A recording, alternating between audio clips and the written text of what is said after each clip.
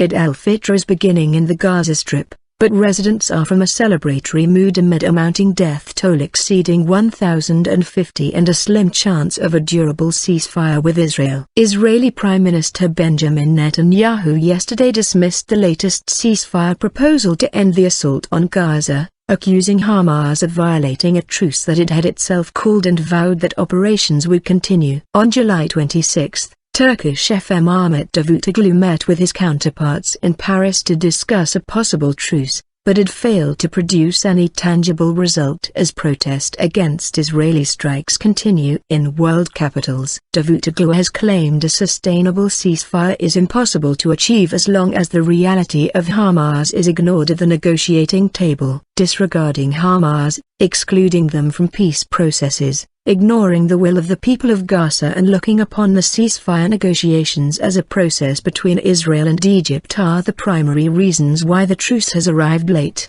Davutoglu told the state-run TRT television channel late July 26. Netanyahu said Hamas was violating its own ceasefire. Under these circumstances, Israel will do what it must do to defend its people, Netanyahu told CNN. Earlier, Hamas agreed to halt firing from 2 p.m. in response to a request from the United Nations. However, as 2 p.m. came and went, the sound of heavy Israeli shelling could be heard within Gaza and sirens sounded in Israeli communities near the border area, suggesting militants had fired missiles at them. Some 1,050 Palestinians, mainly civilians and including many children, have been killed in the 20-day conflict in Gaza between Israel and Hamas. Israel says 43 of its soldiers have died, along with 3 civilians. Israel has endorsed a ceasefire plan promoted by Egypt that has not been accepted by Hamas, but Netanyahu was dismissive about yesterday's latest UN truce call. Netanyahu told CNN that Israeli forces would continue operations to attempt to dismantle Hamas' cross-border tunnel network and to destroy its stocks of rockets. I'm not going to talk about specific military operations. Israel is doing what any other country would do and the US would do if any % of your country were under fire and you have 60 or 90 seconds to get to a bomb shelter,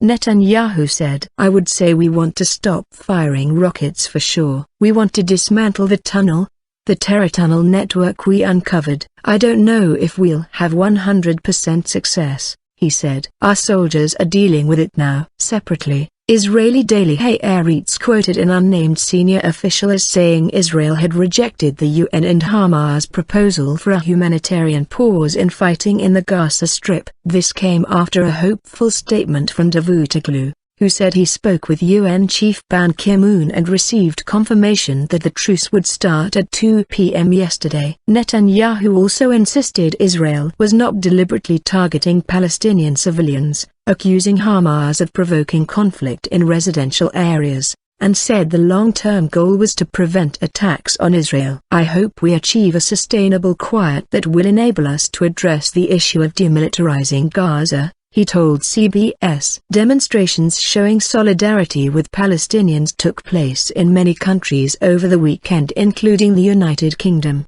Germany, Switzerland, France, Austria, Nigeria and Algeria. Pope Francis also waded into deadly conflict and made an emotional plea for peace in an impromptu addition to comments delivered at his weekly Angelus address in St. Peter's Square. As the Argentine-born pontiff wrapped up his regular address to the faithful, he spoke of the upcoming centenary of the outbreak of World War I and said his thoughts were on the Middle East, Iraq and Ukraine in particular, with his voice appearing to crack with emotion.